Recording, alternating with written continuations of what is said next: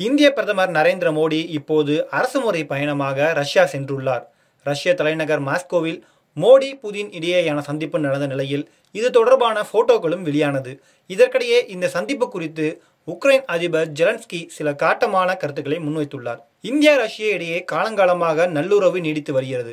சர்வதேச அரங்கில் இந்தியாவை ஒருபோதும் ரஷ்யா கைவிட்டதே இல்லை. பல சமயங்களில் இந்தியாவுக்கு ஆதரவாக ரஷ்யா தனது அதிகாரத்தை பயன்படுத்தியுள்ளது.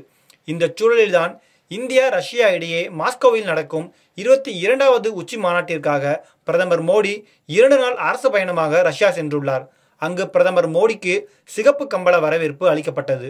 ரஷ்யாவின் துணை பிரதமர் டெனிஸ் மன்ட்ரோ பிரதமர் மோடியை நேரடியாகவே விமான நிலையத்திற்கு வந்து வரவேற்றார். அங்கிருந்து ரஷ்ய அதிபர் விளாடிமிர் புதின் தங்கியிருந்த இடத்திற்கு மோடி சென்றார். அங்கு பிரதமர் மோடியை வரவேற்ற புதின் அவரிடம் கைக்குலுக்கி கட்டியணைத்து மகிழ்ச்சியை வெளிப்படுத்தினார்.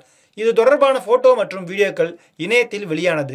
இதற்கிடையே பிரதமர் நரேந்திர மோடி மற்றும் ரஷ்ய அதிபர் புதின் இடையேயான சந்திப்பு குறித்து உக்ரைன் அதிபர் ஜெலன்ஸ்கி தனது ட்விட்டரில், இன்று ரஷ்யா நடத்திய கொடூரமான ஏவுகணை தாக்குதலில் உக்ரைனில் 37 பேர் கொல்லப்பட்டனர்.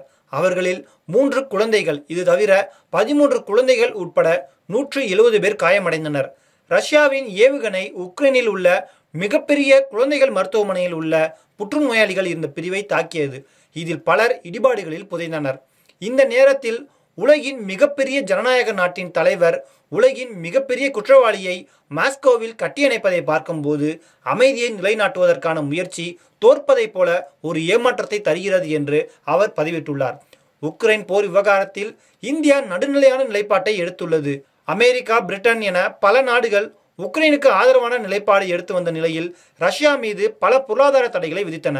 அதே நேரம் ரஷ்யாவுடன் நெருக்கமான நல்லுறவை கொண்ட இந்தியா இதில் நடுநிலை நிலைப்பாட்டை எடுப்பதாக அறிவித்தது. எந்த நாட்டிற்கு ஆதரவாகவும் எதிராகவும் நடவடிக்கை எடுக்கவில்லை. அதே நேரம் உக்ரைன் போரை முடிவுக்கு கொண்டு வர வேண்டும் என்பதை பிரதமர் மோடி தொடர்ந்து வலியுறுத்தி வருகிறார். ரஷ்ய அதிபர் புதினை சந்திக்கும் போதெல்லாம் போர் நிறுத்தம் குறித்து மோடி வலியுறுத்தியே வந்துள்ளார். இந்த முறையும் அவர் போர் நிறுத்தம் குறித்து புதினிடம் பேசுவார் என்றே தெரிகிறது. அதே நேரம் உக்ரைன் மருத்துவமனை மீது ரஷ்யா தாக்குதல் நடத்தியுள்ளதாக ஜெலன்ஸ்கி கூறியுள்ள நிலையில் இந்த விவகாரம் தொடர்பாக இந்தியா எந்த ஒரு கருத்தும் கூறவில்லை என்பது குறிப்பிடத்தக்கது. Свои идеи, вы очень энергичный человек, вы умеете добиваться результатов в интересах Индии и индийского народа. तरह के घर आना वो अपने आप में एक बहुत बड़ा खुशी का अवसर होता है और मुझे आपने अपने घर पर निमंत्रित किया और आज की शाम हम साथ में गप्पे मारे, इसलिए आपने तय किया. इस कार्यक्रम की रचना के लिए और मुझе घर पे बुलाने के लिए मैं आपका बहुत बहुत आभार व्यक्त करता हूँ. Народ Индии голосовал именно за этот принцип. И я уверен, и я... Вы посвятили всю свою жизнь. आपकी बात सही है. मेरा वन लाइफ वन विजन है, मेरा देश. Да, вы правы, у меня только одна цель